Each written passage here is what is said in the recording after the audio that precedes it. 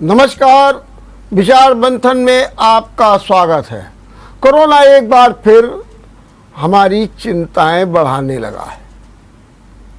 दिल्ली, महाराष्ट्र, केरल, अन्य जगह तो देखा ये जा रहा है कि कोरोना का जो रेट है वो लगातार बढ़ रहा है, लेकिन यूपी में भी दस्तक दे रहा है।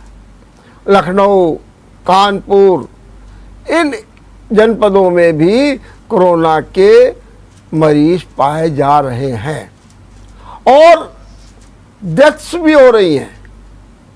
अभी जो 24 घंटे का आंकड़ा है उसके अनुसार 9,062 नए केस आए, 36 लोगों की मौत हो गई। और आज ही दिल्ली के उपराज्यपाल ने कहा कि कोरोना खत्म नहीं हुआ है, सतर्क रहिए। यहाँ तक कि अब तो ये भी हो गया है दिल्ली में कि जो लोग सार्वजनिक स्थान पर बिना मास्क के पाए जाएंगे उन पर 500 रुपये का जुर्माना भी किया जाएगा। क्या वास्तव में कोरोना की चिंता सही है और हम सजग नहीं हैं? हम उसे इग्नोर कर रहे हैं। हम अखबारों में, मीडिया में, इलेक्ट्रॉनिक मीडिया में सब जगह सुन रहे हैं, देख रहे हैं कि किस तरीके से मोहल्लों में संक्रमित लोग मिल रहे हैं, लेकिन हम बेपरवाह हैं। क्या हमारी ये बेपरवाही कहीं किसी भयंकर रूप को तो नहीं ग्रहण कर लेगी? क्या कोरोना से हम ग्रस्त तो नहीं हो जाएंगे? और क्या कोरोना सामान्य रहेगा या फिर अपनी एक बार फिर घातक स्थिति में आएगा? और सवाल ये भी है, क्या कोरोना से पिंड नहीं छूटेगा? आज इन्हीं सवालों पर हम चर्चा करेंगे और इस चर्चा में भाग लेने के लिए हमारे साथ हैं गणेश शंकर विद्यार्थी मेडिकल कॉलेज के प्रोफेसर डॉक्टर विकास मिश्र। आप माइक्रोबायोलॉजी में हैं और RT-PCR जिसकी सबसे ज़्यादा इस समय हो गई है डिमांड, उसके आप इंचार्ज भी हैं और लगातार अध्ययन कर रहे हैं। जो नए नए महामारी के रोग आ रहे हैं उन पर भी, इसकी भी हम चर्चा करेंगे डॉक्टर विकास मिश्रा से। डॉक्टर विकास जी, मैं आपका बहुत बहुत स्वागत करता हूँ। धन्यवाद डॉक्टर साहब, ये बताइए सबसे पहले, क्या कोरोना हमारी चिंताएं बढ़ा रहा है और हम बेपरवाह हैं? देखिए डॉक्टर वर्मा, जैसा कि हमारे आपसे पहले भी वार्तालाप हुआ है, इंटरव्यू हुआ है, तब भी मैंने यही कहा था कि कोरोना अभी हमारे बीच है और लगभग 2-3 साल रहेगा। कोरोना हमारे बीच से गया नहीं है। लोगों को थोड़ी सी सावधानी बरतनी है, घबराना नहीं है, इससे सावधानी बरतनी है। इसमें शिथिलता हो रही है, लोग लापरवाह हो गए, सोच रहे हैं कि कोरोना चला गया है। तो इस मिथ्या को दूर करना बहुत ज़रूरी है। लोगों को सावधानी बरतनी है और एप्रोप्रिएट कोविड बिहेवियर का पालन करना है।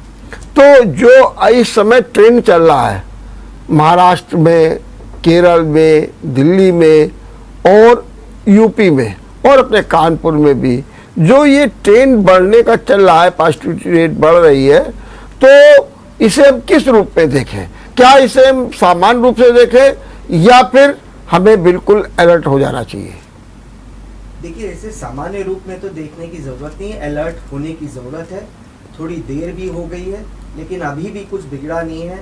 अगर जनता इसको लेके सावधान हो जाए, एप्रोप्रिएट कोविड बिहेवियर का पालन करना शुरू कर दे, तो इससे हम बच सकते हैं। अब जैसा कि महामारी की बात है, जब कभी भी महामारी आती है तो इसके ख़त्म होने में सालों लग जाते हैं। अगर पिछली महामारियों की भी बात करें, स्पेनिश फ्लू की बात करें, तो वो लगभग 5 साल तक महामारी चली थी। अगर आप विदेश की बात करें, वहाँ पे भी लगभग 76 से 78 देशों में कोरोना की लहरें आ रही हैं। हमारे यहाँ भारत की बात करें तो भारत में जो कोरोना की इस समय उठ रहे हैं केसेस, इसका प्रमुख कारण ये है कि जनता ने लापरवाही बरतना शुरू कर दी। उसके अलावा जो ये मौसम है, इस समय ह्यूमिडिटी ज़्यादा होती है, टेम्परेचर ना ज़्यादा गर्म है ना ज़्यादा ठंडा है, और इमीडिएट ह्यूमिडिटी का बहुत ज़्यादा बढ़ जाना, ये सब एक प्रतिकूल वातावरण देते हैं वायरस को पनपने के लिए और उसके संचार के लिए। और लोगों में थोड़ी सी सतर्कता भी कम हो गई, जिसके कारण लोग ट्रैवल कर रहे हैं। ट्रैवल करें, कोई दिक्कत नहीं है, क्योंकि जिंदगी तो आगे बढ़नी चाहिए, लेकिन जो सावधानी बरतनी है, जो मास्क लगाना है, सैनिटाइजर का उपयोग करना है, इन सब चीज़ों से थोड़ा सा जनता दूर हो गई है। अगर इसको समझ लेंगे तो ठीक है, नहीं तो केसेस इसी तरह बढ़ते रहेंगे। रही बात कोरोना के वेरिएंट्स की, देखिए इस समय जो हमारे भारत में जो महामारी फैलती है जब कभी भी, तो कोरोना के अभी तक बहुत सारे वेरिएंट्स आ चुके हैं। जो हमारी पहली लहर भारत में आई थी वो अल्फा वेरिएंट के कारण हुई थी, फिर वायरस म्यूटेट हुआ। दूसरी लहर जो आई वो डेल्टा वायरस के कारण आई। तीसरी लहर जो आई थी लेकिन उतनी कस के नहीं आई, उतने ज्यादा लोगों का इसमें वो नहीं हुआ। उसका मुख्य कारण ये था कि हमारा वैक्सीनेशन स्टेटस बहुत अच्छे लेवल पे पहुंच गया था। और तीसरी लहर में ओमिक्रॉन वेरिएंट आया था। अब इस ओमिक्रॉन वेरिएंट ने अपने आप को म्यूटेट करके सब वेरिएंट्स बना ले हैं, जैसे कि BA1, BA2, BA3, BA4। तो इसी को ध्यान में रख के भारत सरकार ने जीनोम सीक्वेंसिंग लैब्स बना रखे हैं, जिसमें सैंपल जो टेस्ट हो रहे हैं RT-PCR के द्वारा, अगर वो पॉजिटिव आते हैं तो उन सैंपल्स को फर्दर टेस्टिंग करी जाती है और जीनोम से पहचाना जाता है कि ये कोई नया वेरिएंट है कि पुराना वेरिएंट है। तो अभी तक जो इंसाकॉग की रिपोर्ट है, जीनोम सीक्वेंसिंग है, उन्होंने यही बताया है कि लगभग पूरे भारतवर्ष में इस समय ओमिक्रॉन ही चल रहा है और ओमिक्रॉन का BA.5 वेरिएंट अब थोड़ा सा डोमिनेंट हो गया है। ये BA.5 वेरिएंट ज्यादा संक्रामक होता है, इसमें संक्रामकता ज्यादा होती है। और खतरा तो आप देखिए, कोई भी वेरिएंट हो, खतरा उनके लिए ज्यादा है जिनकी प्रतिरोधक क्षमता कम है। किनकी कम है? नंबर 1, जिन्होंने वैक्सीनेशन बिल्कुल नहीं ली है। नंबर 2, जो बुजुर्ग लोग हैं। नंबर 3, जिनको बहुत सारी कोमॉर्बिडिटीज जैसे डायबिटीज, हाइपरटेंशन, मोटापा, कैंसर रोग, HIV, रीनल ट्रांसप्लांट के केसेस, डायलिसिस के केसेस, इन सब लोगों में जो एंटीबॉडी की मात्रा होती है, प्रतिरोधक क्षमता होती है, वो कम होती है। तो इनमें नॉर्मल वायरस भी थोड़ा सा तेज प्रसार करता है, ज्यादा ग्रो करता है और ज्यादा अपनी पैथोजेनिसिटी फैलाता है। तो वही पेशेंट सीरियस होते हैं, वही हॉस्पिटलाइज होते हैं, उन्हीं को ICU की जरूरत पड़ती है, ऑक्सीजन डिमांड, और कई बार लेट पहुंचने पे मॉर्टेलिटी भी हो जाती है। अभी आप BA.5 की चर्चा कर रहे थे, कहते हैं कि कानपुर में भी BA.5 या ऐसा कोई वेरिएंट आ गया है जो परेशान कर सकता है कानपुर वालों को। देखिए डॉक्टर रमेश, अब ये जो महामारी है ये एक शहर या एक प्रदेश तक सीमित नहीं है, ये पूरे विश्व में फैली है। और जिस तरह का आजकल अपने यहाँ ट्रांसपोर्टेशन है, चाहे वो फ्लाइट हो, चाहे बसेस हो, चाहे आपकी कितने अच्छी रोड, हाईवेज, एक्सप्रेसवेज बन गई, ट्रेन्स हो, तो एक जगह से दूसरी जगह ट्रैवल करना बहुत आसान है। कुछ ही घंटों में भारत के एक कोने से आप दूसरे कोने में पहुंच सकते हैं, यानी कि मिक्सिंग ऑफ पॉपुलेशन हो सकता है। तो जो वेरिएंट केरला में कॉमन है वो ट्रेन के द्वारा, फ्लाइट के द्वारा दिल्ली, लखनऊ, कानपुर इत्यादि जगहों में आ सकता है। और जिन भी लोगों में प्रतिरोधक क्षमता कम है या जिनकी एंटीबॉडीज कम हो गई हैं, उनको ये संक्रमण होता है। अगर एंटीबॉडीज ठीक है तो उसको संक्रमण होता है, उसको कोई दिक्कत नहीं है, लेकिन वो संचार का एक माध्यम हो सकता है, वो दूसरे लोगों को संक्रमित कर सकता है। और ऐसे में दूसरे लोग जिनकी प्रतिरोधक क्षमता कम है, उनके लिए ये खतरनाक हो जाता है। इंसाकॉग की रिपोर्ट एज सच पूरे एक प्रदेश और पूरे एक रीजन के लिए आई है, जिसमें BA.5 वेरिएंट को डोमिनेंट स्ट्रेन बताया गया है। पर्टिकुलरली कानपुर की बात करें तो अभी तक इसकी कोई रिपोर्ट आई नहीं है। अगर आई होती तो वो सबसे पहले मेरे पास ही आती। ठीक बात है। तो डॉक्टर साहब ये बताइए कि BA.5 का वेरिएंट जो है, जैसा आपने कहा आ रहा है, ये थोड़ा सा संक्रमित ज़्यादा तेज़ी के साथ करता है। आज मैं एक रिपोर्ट पढ़ रहा था, उसमें ये था कि दिल्ली में जो कोरोना आया है और उसमें जो मरीज अस्पताल पहुँचे हैं, उनमें ज़्यादातर वे हैं जिन्हें बूस्टर डोज लग गया था। और जबकि ये कहा जा रहा है कि बूस्टर डोज सबसे ज़्यादा वरदान है और उस पर सबसे ज़्यादा सरकार का ध्यान भी चल रहा है। क्या कहना है आपका इस बारे में? जी, बहुत ही अच्छा प्रश्न है डॉक्टर रमेश आपका। देखिए, पहली बात तो ये समझने की जरूरत है कि बूस्टर डोज तुरंत लगने के 5 मिनट बाद आप में एंटीबॉडीज डेवलप हो जाएंगी, ऐसा नहीं है। बूस्टर डोज लगने के कम से कम 30 दिन बाद आपकी एडिक्वेट लेवल की एंटीबॉडी आती है, यानी कि वो 30 दिन आपके लिए और सतर्कता बरतने वाले पीरियड है। आपने वैक्सीन लगवा ली, इसका मतलब ये नहीं कि आप बिल्कुल एकदम सावधानी आप छोड़ दें और सोचे अब तो मेरे बूस्टर डोज लग गई, मैं बिल्कुल सही हो गया हूं। और दूसरी बात, जो ये वैक्सीन है बूस्टर डोज जो भी लग रही है, इसमें ये ओमिक्रॉन वेरिएंट का भी स्ट्रेन है, लेकिन ये BA.5 फिर म्यूटेट करके आया। और जैसा कि मैंने बताया कि एंटीबॉडीज थोड़ा सा रिएक्टिव पार्शियल हो सकती हैं, उसके लिए कंप्लीटली वेन ऑफ नहीं होंगी। हाँ, लेकिन उन लोगों में जैसा कि आपने बताया जो भर्ती हो रहे हैं बूस्टर डोज के बाद भी, उसमें आधी खबर यह है कि भर्ती हुए हैं, लेकिन आधी खबर यह है कि ज्यादातर वो भर्ती हुए हैं जिनको कोमॉर्बिडिटीज थी, जिनको रेस्पिरेटरी प्रॉब्लम थी, जो बुजुर्ग थे और जिनको डायबिटीज हाइपरटेंशन साथ में था। तो मेरा ये सोचना है कि उन्होंने बूस्टर डोज लगवाई होगी, लेकिन बूस्टर डोज लगवाने के बाद उन्होंने सावधानी नहीं बरती और वो पीरियड अभी नहीं आ पाया था कि एप्रोप्रिएट एंटीबॉडी लेवल आ जाता, और इसलिए प्रोटेक्टिव एंटीबॉडी लेवल नहीं था, इसलिए वायरस उनको संक्रमित करके उनको दिक्कतें तो पैदा कर रहा है। ये मतलब आपने बड़ी बात आज कह दी कि हमको 30 दिन तक तो और सतर्क रहने की जरूरत है बूस्टर डोज लगवाने के बाद जी। और ये भी है कि बूस्टर डोज हर 6 महीने में लगवा लेना चाहिए। जी बिल्कुल। देखिए, जैसे जैसे शोध होता है, साइंस पूरी एविडेंस बेस्ड होती है। पहले भारत सरकार ने ये बूस्टर डोज या फर्स्ट और सेकेंड डोज के बीच में 9 महीने का अंतर रख रखा था कि 9 महीने आप सेकेंड डोज लगवाने के 9 महीने बाद, लेकिन शोध में यह पाया गया कि एंटीबॉडीज वेन ऑफ कर रही हैं, बहुत जल्दी वेन ऑफ कर रही हैं एंटीबॉडीज। तो इसको घटा के भारत सरकार ने फिर 6 महीने कर दिया कि 6 महीने में आपको एंटीबॉडीज बूस्टर डोज लगवानी है। अब इसका मतलब ये नहीं है कि 6 महीने हुए और आपकी एंटीबॉडी 0 लेवल पे हो गई।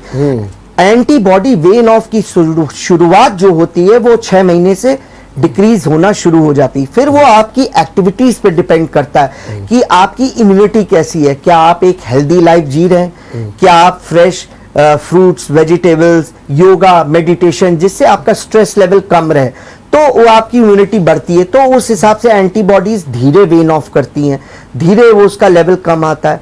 तो सबसे जरूरी चीज ये है कि व्यक्ति को सावधानी नहीं छोड़नी। कोरोना हमारे बीच में है और अभी आगे भी रहेगा। आप एक अच्छी लाइफस्टाइल रखें, सावधानी बरतें, एप्रोप्रिएट कोविड बिहेवियर का पालन करें और अपनी बारी जब आ गई है आपकी तो उसमें बिल्कुल शिथिलता ना बरतें, बूस्टर डोज अवश्य लगवाएं। और अब तो बूस्टर डोज जो है हर युवा के लिए, बच्चों के लिए, सबकी व्यवस्था कर दी गई है। जी जी बिल्कुल डॉक्टर रमेश, जितने भी आपके सरकारी हॉस्पिटल्स हैं वहां पे वैक्सीनेशन सेंटर्स बना रखे और सरकार ने भरपूर मात्रा में बूस्टर डोज, अगर किसी को कोविड में जो आपकी, अगर आपकी कोविशील्ड वैक्सीन लगी है तो उसे कोविशील्ड की बूस्टर डोज, और आपको अगर दूसरी वैक्सीन लगी है तो आपको वो वाली वैक्सीन दी जाएगी। इसके साथ साथ कॉर्बीवैक्स, एक नई वैक्सीन जो अभी डेवलप होके आई है, उसको भी फील्ड में उतारने की सरकार की पूरी तैयारी है। ये एक प्रोटीन सब यूनिट वैक्सीन है जिसमें थोड़ा सा ज्यादा लंबा एंटीबॉडी लेवल रहता है, तो वो भी अब आने वाली है। और ये भी डॉक्टर साहब ये बताइए कि आपने कहा सरकारी अस्पतालों में तो है, लेकिन क्या निजी अस्पतालों में भी व्यवस्था हो गई है और वहां पर भी लोग लगवा सकते हैं? बिल्कुल, आपका कहना सही है। कुछ निजी अस्पताल हैं जहां पे ये फैसिलिटी अवेलेबल है, लेकिन उस फैसिलिटी के लिए आपको पे करना पड़ेगा, वो पेबल होती है। तो आप पैसा देंगे तो आपको वैक्सीन, नहीं तो भारत सरकार ने जो उनके आपके प्राइमरी हेल्थ सेंटर या वैक्सीनेशन सेंटर जगह जगह बना रखे हैं, और सरकार अखबारों और मीडिया के माध्यम से लोगों को अवगत भी कराती कि इस सेंटर में, और जब आप अपने को रजिस्टर करते कोविन ऐप पे तब भी आपको बताया जाता है कि ये एड्रेस है, ये उसका गूगल मैप में लोकेशन है, आप उस जगह फ्री में जाके अपनी वैक्सीन लगवा सकते हैं। लेकिन डॉक्टर साहब, क्या रजिस्ट्रेशन कराना जरूरी होता है कि हम सीधे सेंटर पर जाएं, अपना आधार कार्ड ले जाएं और वहां पर पहुंच करके रिक्वेस्ट करें तो हमारे जो है बूस्टर डोज लगा दिया जाएगा, चाहे प्राइवेट हो या सरकारी हो? बिल्कुल डॉक्टर रमेश, अब सरकार ने इसको भी ध्यान में रखते हुए ऑन साइट रजिस्ट्रेशन की व्यवस्था शुरू कर दी है। जिन लोगों को दिक्कत होती है या जिनके पास मोबाइल नहीं है, इंटरनेट की सुविधा नहीं अवेलेबल हो पा रही, कोविन ऐप को वो एप्लीकेशन को यूज नहीं कर पा रहे हैं, तो उन लोगों के लिए ये व्यवस्था करी गई है कि वो डायरेक्ट वैक्सीनेशन सेंटर पे पहुंचे अपना आधार कार्ड लेके और पुराना वैक्सीनेशन कार्ड लेके, और उसके बाद वहीं पे आपका ऑन साइट रजिस्ट्रेशन होगा और तुरंत आपको वैक्सीनेशन दिया जाए। देखिए, माने ये कोई जरूरी नहीं है कि आप पहले से ऑनलाइन करें, ये एक सरकार ने नई सुविधा ठीक बिल्कुल कर दी। डॉक्टर साहब, एक ये भी बात आती है कि एक और कोरोना बढ़ रहा है। इसी प्रकार से अगर देखा जाए तो अपने दुनिया में कहीं ना कहीं कोई ना कोई नई महामारी सामने आ रही है, और वो भी कहीं, और उसमें सबसे ज़्यादा जो चर्चित हुई है इस समय मंकी पॉक्स को लेकर के हुआ। कभी कभी ये भी कहा जाता है कि कानपुर में भी कुछ रोगी पाए गए और ये बड़ा खतरनाक है मंकी पॉक्स। हालांकि इसका इतिहास बहुत पुराना है, लेकिन फिर भी अब आ गया है तो आ गया है। तो ऐसी स्थिति में आप किन किन जो है महामारियों की जानकारी देते हुए ये कहेंगे कि कुल मिलाकर के हमको क्या सतर्कता बरतनी चाहिए? बहुत ही अच्छा प्रश्न है डॉक्टर वर्मा आपका। देखिए, WHO ने भी अब वार्न कर दिया है कि जो अगली महामारी आएगी पैंडेमिक, वो निपाह वायरस को लेके आएगी। निपाह वायरस जी। अब आप ये देखिए कि हमारी जो महामारियां हैं बहुत जल्दी आना शुरू हो गई हैं, उसका प्रसार बहुत ज्यादा हो रहा है। वो इसलिए हो रहा है क्योंकि हमने जो एक इकोसिस्टम, जो नेचुरल एनवायरनमेंट था, उसको हमने तोड़ दिया है। पॉपुलेशन डेंसिटी लोगों बढ़ रही है, जंगल कटते जा रहे हैं, स्पीशीज फ्लो ओवर हो रहा है, लोग जानवरों को, इवन जंगली जानवरों को पाल रहे हैं, उनको खा रहे हैं। अगर आप चाइना, जापान और इंडोनेशिया इत्यादि देशों की बात करें तो ये जितनी भी बीमारियां अब आगे फैलेंगी, ये जूनोटिक बीमारियां होंगी। खास करके जो निपाह वायरस हो गया, अब एक लैंगिया वायरस चाइना में बात हो रही है, मंकी पॉक्स वायरस, ये सारी जूनोटिक बीमारियां हैं जो आगे फैलेंगी। तो ध्यान देने वाली बात यह है कि अगर आप मंकी पॉक्स की वायरस की बात करें तो आपने बिल्कुल सही कहा, ये कोई नया वायरस नहीं है। ये 1950 में पहली बार मंकीज में डेनमार्क में डिटेक्ट हुआ था। उसके बाद 1970 में ह्यूमन में, ये रिपब्लिक ऑफ कॉन्गो अफ्रीका में एक देश है, वहां पे पहली बार ह्यूमन में डिटेक्ट हुआ और ह्यूमन टू ह्यूमन ट्रांसमिशन पाया गया। क्योंकि ये पहली बार मंकीज में डिटेक्ट हुआ था, इसलिए इसका नाम मंकी पॉक्स वायरस रखा गया था। ये स्पेसिफिकली कुछ डिकेड्स तक अफ्रीका के ही सब कॉन्टिनेंट में था।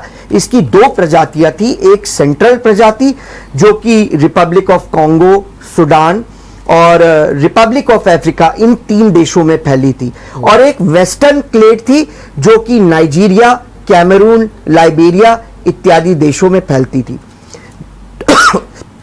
दोनों ही बीमारियां संक्रामक हैं, लेकिन अगर आप मृत्यु दर की बात करें या मोर्टेलिटी की बात करें तो बहुत फर्क है। जो सेंट्रल क्लेड है उसकी मृत्यु दर 10% है, यानी कि हर 100 व्यक्ति अगर संक्रमित होंगे उसमें से 10 व्यक्ति मृत्यु को प्राप्त करेंगे। और जो वेस्टर्न क्लेड है, संक्रामक तो है लेकिन मृत्यु दर उतनी नहीं है, उसकी मृत्यु दर खाली 3% है, यानी 100 में से 3% लोगों को मृत्यु प्राप्त होगी। अब पहली बार ये बीमारी अफ्रीकन सब कॉन्टिनेंट से सन 2002 में साउथ अफ्रीका और यूनाइटेड स्टेट्स ऑफ अमेरिका में फैली।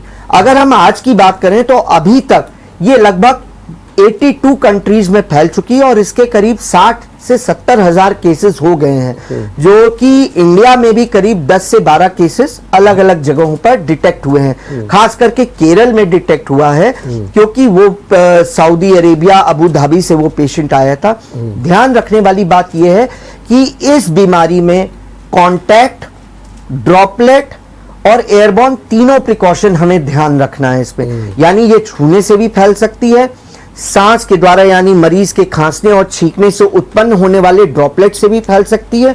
इसके अलावा अगर कोई संक्रमित व्यक्ति अपने पार्टनर के साथ संभोग करता है या सेक्स करता है तो उस दौरान भी वो फैला सकता है, और प्रेग्नेंट मदर से होने वाले बच्चे को भी फैल सकती है ये बीमारी।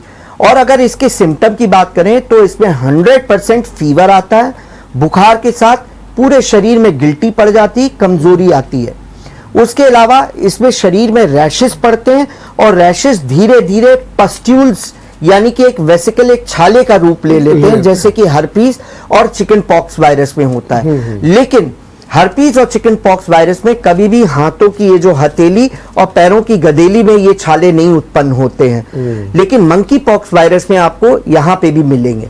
और इन छालों की शुरुआत अगर आप मंकी पॉक्स वायरस की बात करें तो ये सबसे पहले जीभ या फेस पे आता है, उसके बाद पूरे शरीर में फैलता है। जबकि चिकन पॉक्स और हर्पीज वायरस सबसे पहले पेट में आते हैं, पेट से आने के बाद फिर बाहर की तरफ फैलते हैं। यानी ये वाली जो बीमारी है ये सेंट्रीपिटल है, वो सेंट्रीफ्यूगल है। और लिम्फेडिनोपैथी यानी शरीर में गिल्टी पड़ना खाली मंकी पॉक्स वायरस में होता है। तो मैंने इसलिए आपको बताया जिससे आपके माध्यम से जनता भी इस चीज को लेकर सचेत हो जाए कि बुखार के साथ साथ अगर शरीर में चकत्ते पड़ रहे हैं, छाले पड़ रहे हैं और गिल्टियां आ रही हैं तो आप मंकी पॉक्स वायरस के बारे में सोचें। लेकिन इससे घबराने की बिल्कुल जरूरत नहीं है, खास करके बुजुर्ग लोगों को जो 1980 के पहले पैदा हुए हैं, क्योंकि ये virus small pox virus family का ही वायरस है और 1980 के पहले स्मॉल पॉक्स वायरस हमारे भारत में था तो उसकी वैक्सीन लगी है या नेचुरल इन्फेक्शन हो चुका है। तो जिन लोगों को नेचुरल इन्फेक्शन हो चुका है या स्मॉल पॉक्स की वैक्सीन लग चुकी है बचपन में, जो 1980 के पहले पैदा हुए हैं, उनमें ये प्रतिरोधक क्षमता 88% तक है, यानी कि वो सीरियस नहीं होंगे। चिंता की बात बच्चों के लिए है और जो 1980 के बाद पैदा हुए हैं। ये बीमारी सेल्फ लिमिटिंग है, इसकी अभी तक कोई वैक्सीन नहीं बनी है, ना कोई ट्रीटमेंट है।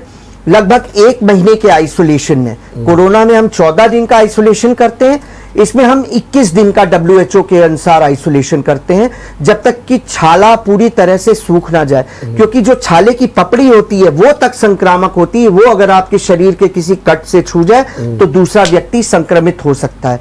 तो इसमें सबसे जरूरी चीज है होम आइसोलेशन में ही मरीज को कम से कम 21 दिन या जब तक छाले पूरी तरह सूख ना जाए, सिम्टोमेटिक ट्रीटमेंट यानी बुखार के लिए पैरासिटामोल, अपने शरीर का फ्लूइड पूरा रखें, बैलेंस फ्लूइड रखें, पीने वाली चीजें ज्यादा रहें जिससे आप फुल्ली हाइड्रेटेड रहें।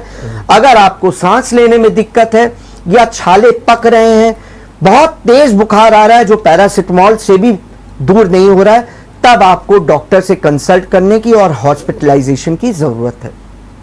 लेकिन डॉक्टर साहब एक बात ये भी है, जैसे कि अभी आप जिक्र कर रहे थे मंकी पॉक्स और कोरोना, अगर यूं देखा जाए तो जो कोरोना के लक्षण हैं वो बहुत कुछ मिलते जुलते मंकी पॉक्स से भी लक्षण, केवल एक लक्षण ऐसा है फफोले पड़ जाना, चकत्ते पड़ जाना और दाने पड़ जाना स्मॉल पॉक्स की तरीके से।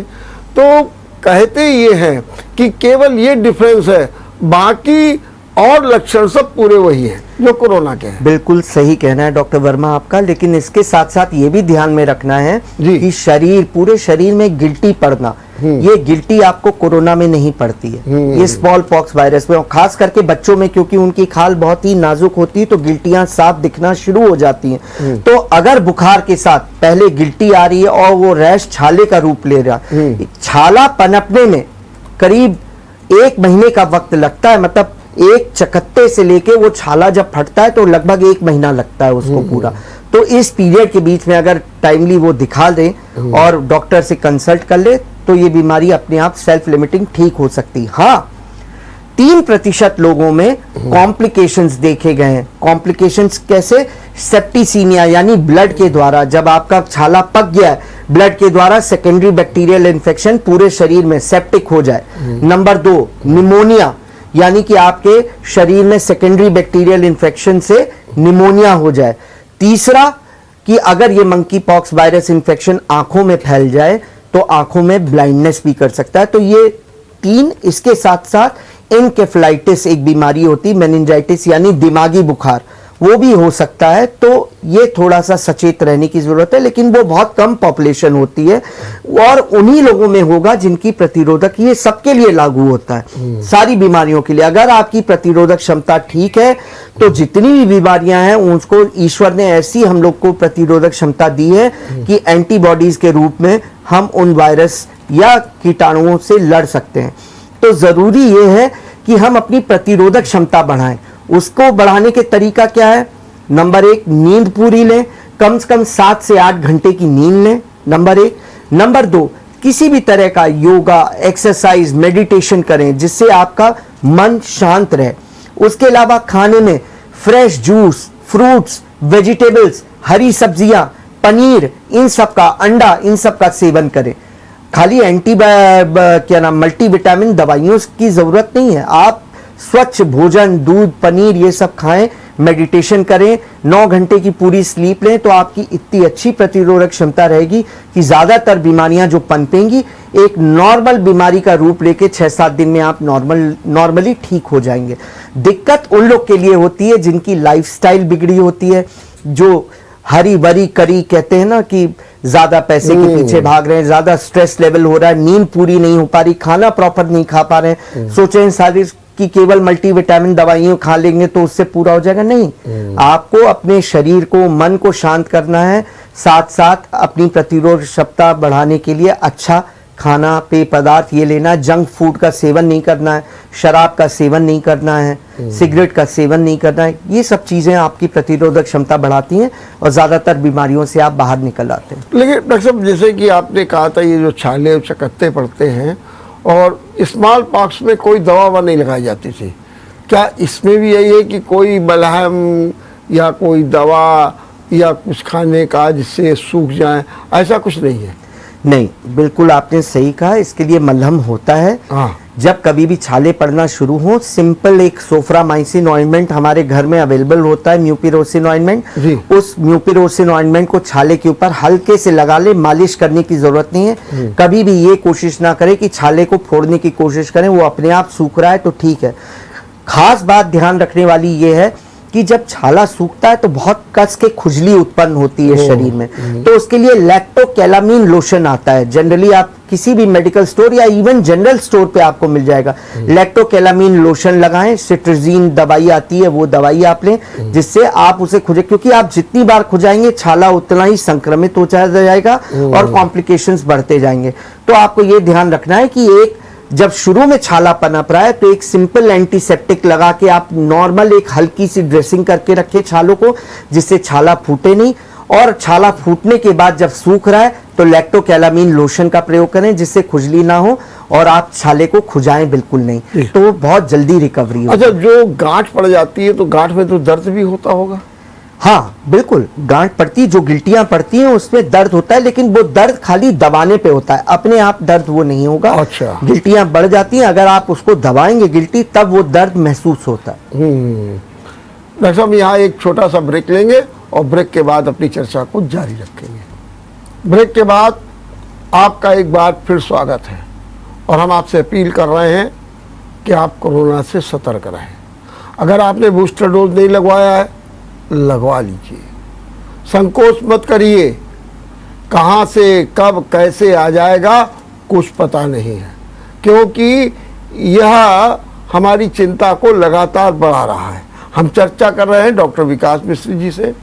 डॉक्टर साहब, ये जरा बताइए, अभी आप मंकी पॉक्स की बहुत अच्छी चर्चा कर रहे थे, तो इसकी भी जांच या इसका सत्यापन कैसे होता है कि मंकी पॉक्स किसी व्यक्ति को हो गया, या कब जो है और क्या जांच कराए जिससे कि मंकी पॉक्स का पता चले? जी देखिए, मंकी पॉक्स वायरस जो है इसकी जांच के 3 तरीके होते हैं। सबसे पहला एक RT-PCR टेस्ट होता है, दूसरा एलाइजा टेस्ट होता है और तीसरा प्लाक टेस्ट, जो कि एक रैपिड टेस्ट होता है। वो भी एलाइजा विधि के द्वारा ही किया जाता है, लेकिन उसकी रिपोर्ट जल्दी आ जाती है। जो एलाइजा टेस्ट है या प्लाक टेस्ट है, ये फॉल्स पॉजिटिव भी आते हैं और इनकी सेंसिटिविटी भी सही नहीं होती है। इसलिए कोविड-19 की तरह इसमें भी गोल्ड स्टैंडर्ड टेस्ट RT-PCR को ही माना गया है। अब RT-PCR टेस्ट होना है तो इसके सैंपल क्या क्या कलेक्ट करने हैं, तो सैंपल में जैसे कोविड में नेजो और ओरोफेरेंजियल स्वाब लिए जाते, तो इस बीमारी में भी नेजो या ओरोफेरेंजियल स्वाब एक लेना है। दूसरा सैंपल हमें लेना है ब्लड का। ब्लड भी हमें 2 प्रकार से लेना है, एक तो होल ब्लड जो कि पर्पल कलर के वैक्यूटेनर में लिया जाता है, और एक सीरम यानी ब्लड को सेंट्रीफ्यूज करने के बाद जो ऊपरी भाग है उसको पीले वैक्यूटेनर में पैक करके भेजना है।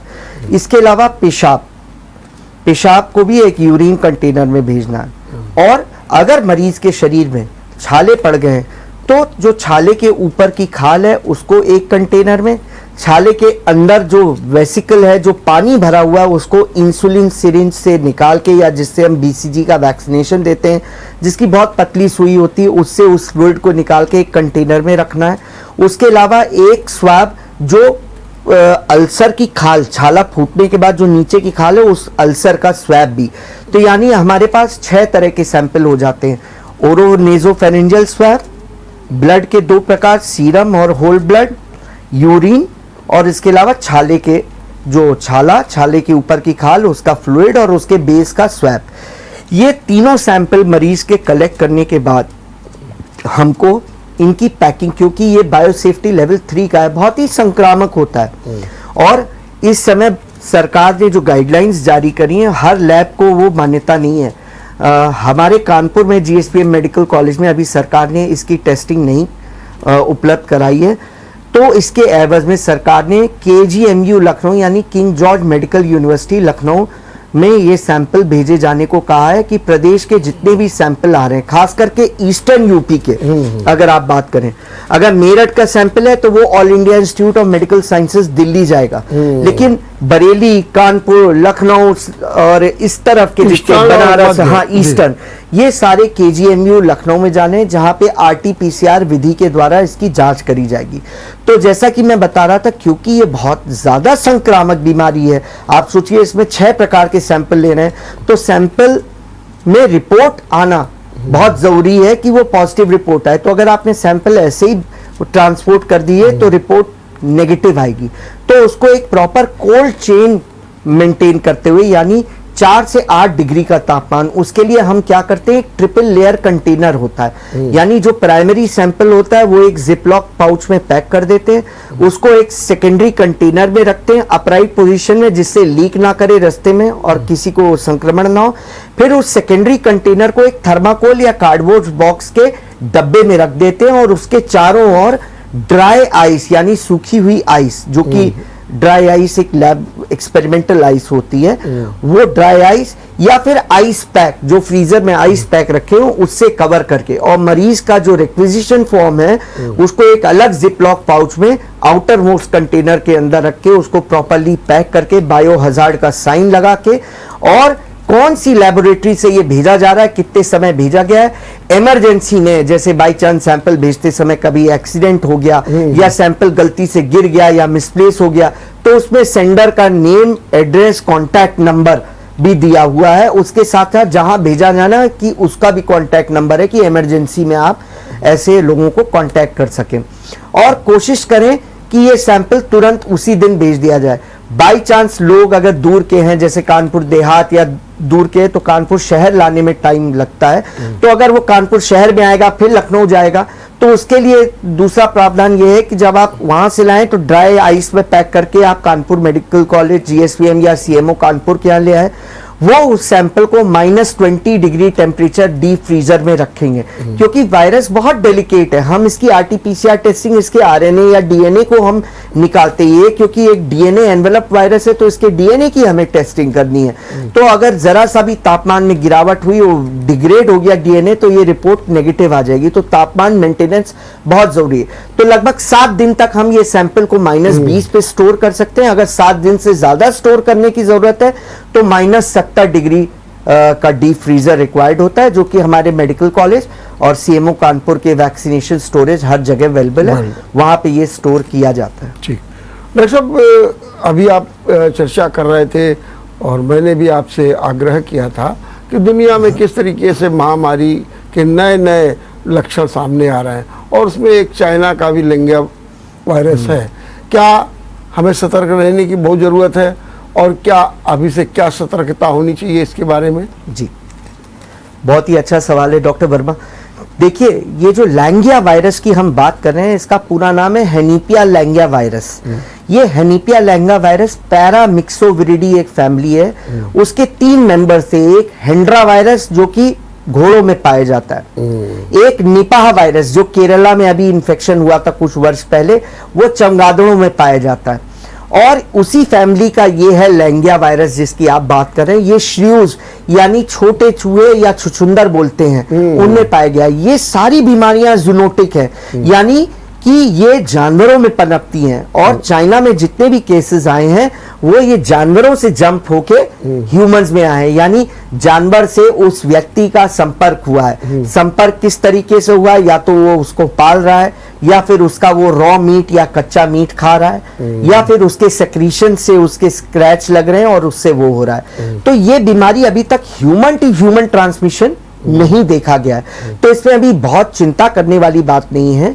ये अभी चाइना में ही है क्योंकि वहां जानवरों से ये फैली है, तो जानवर से ह्यूमन में फैली है और इसकी केस फैटेलिटी रेट जो है वो लगभग 40% जानवरों में पाया गया है। लेकिन जितने भी चाइना में अभी तक संक्रमित हुए हैं इस वायरस से, उनमें से अभी किसी को हॉस्पिटलाइजेशन की तो जरूरत पड़ी है, लेकिन मोर्टेलिटी अभी एक भी नहीं हुई है। तो फिलहाल हमें चिंता करने की जरूरत नहीं है। लेकिन एक बात तो है डॉक्टर साहब, अभी आपने जैसे मंकी पॉक्स की, हमारे शहर में बड़े बंदर रहते हैं और हमारे घरों तक में घुस जाते हैं, हमको परेशान करते हैं।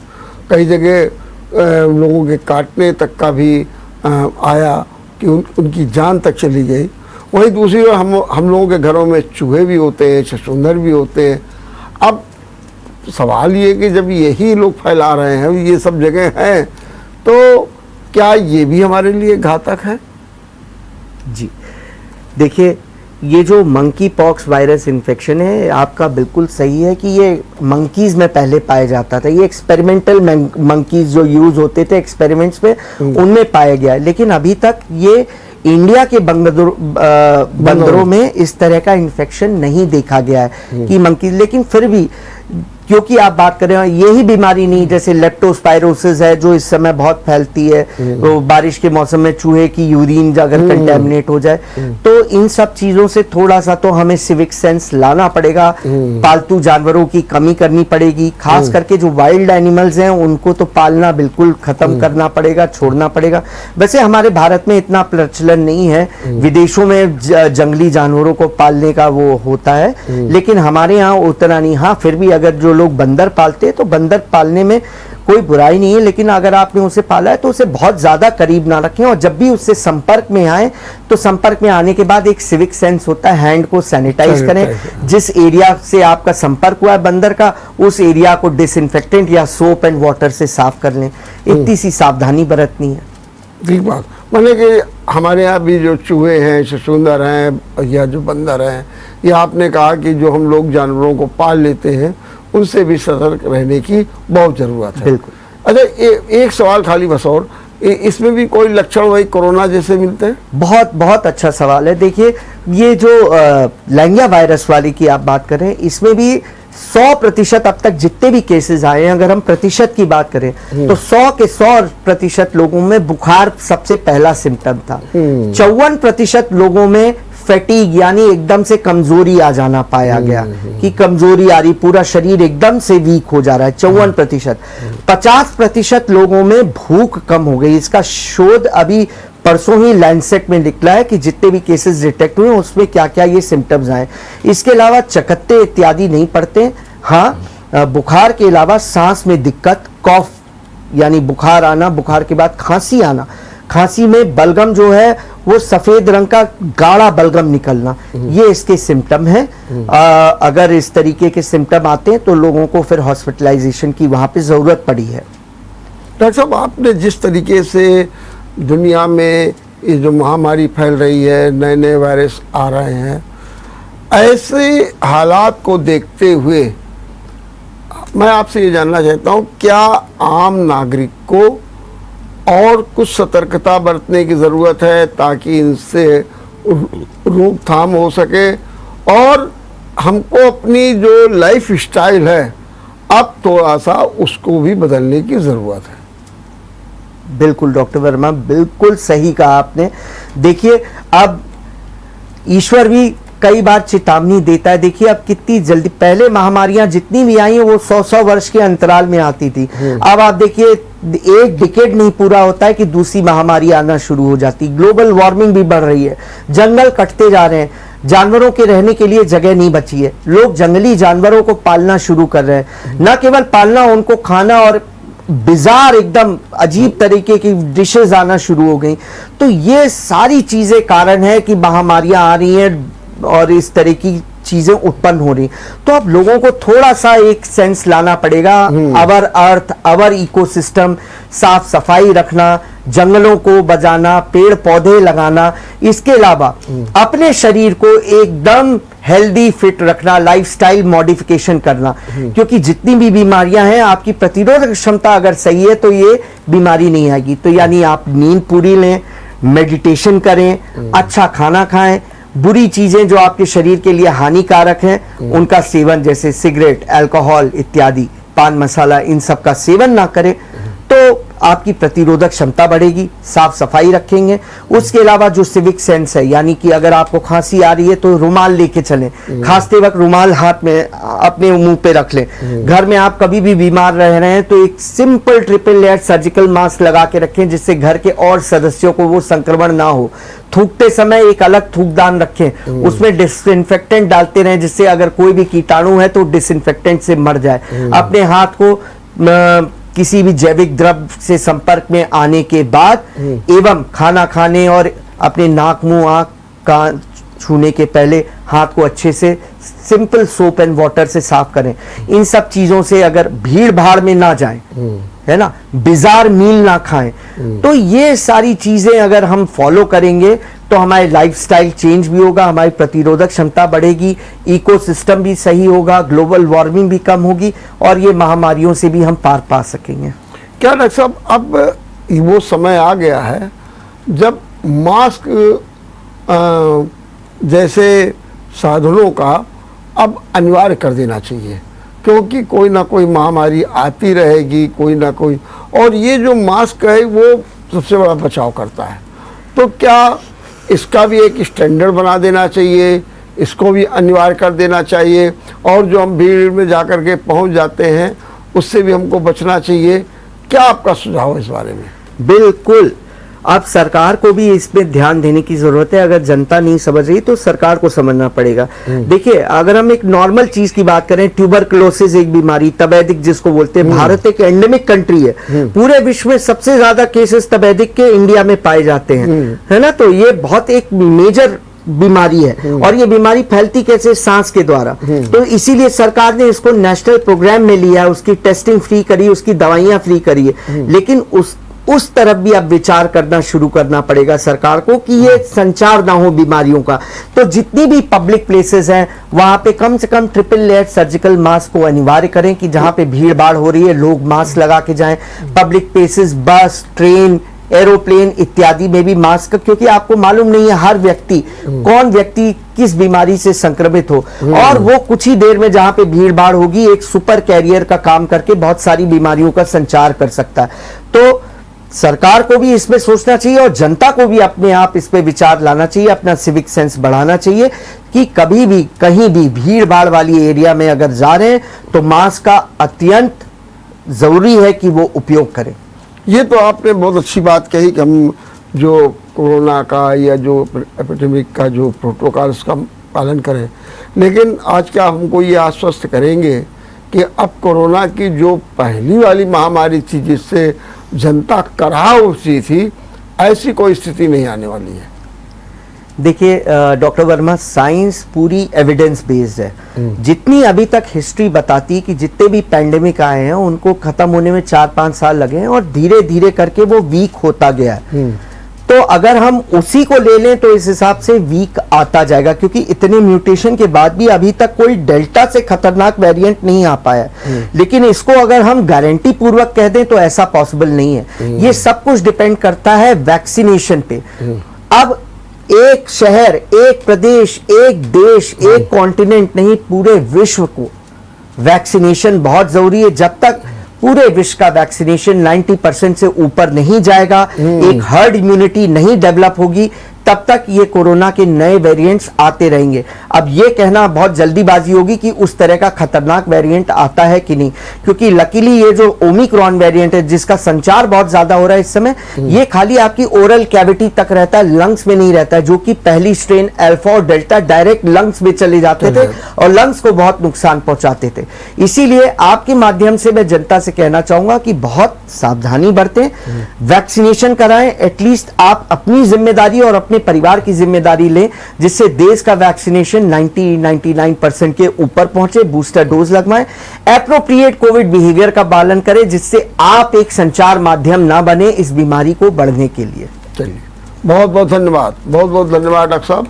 आपने बहुत अच्छे ढंग से न केवल आपने जो ये महामारियां हैं उनका विश्लेषण किया, बल्कि जनता को भी आगाह किया। अब ज़रूरत है जनता भी जागरूक हो और जनता भी सरकार के भरोसे न रहे, बल्कि उसे स्वयं अपने को इतना आत्मनिर्भर, इतना सामर्थ्यवान, इतना शक्तिवान बनाने की ज़रूरत है, ताकि वो आने वाली ये जो चुनौतियां हैं महामारी की, उनका वो मुकाबला कर सके। और इसके लिए व्यक्ति को अपने ही घर से प्रयास शुरू कर देना चाहिए, चाहे वो खान पान के हों, चाहे सफाई के हों, चाहे वैक्सीनेशन के हों, चाहे मास्क लगाने के हों, चाहे सैनिटाइजेशन के हों, सब पर बहुत ही गंभीरता से ध्यान देना चाहिए। देखते रहिए विचार मंथन। नमस्कार। अगर आपको हमारा वीडियो पसंद आया हो तो हमें लाइक करें, सब्सक्राइब करें और ज्यादा से ज्यादा शेयर करें। और हाँ, बेल आइकॉन दबाना ना भूलें, ताकि हर खबर का अपडेट आप तक पहुंचे तुरंत। आप हमें इंस्टा, ट्विटर और फेसबुक पर भी फॉलो कर सकते हैं। हमारी आईडी है @JMT News Flash।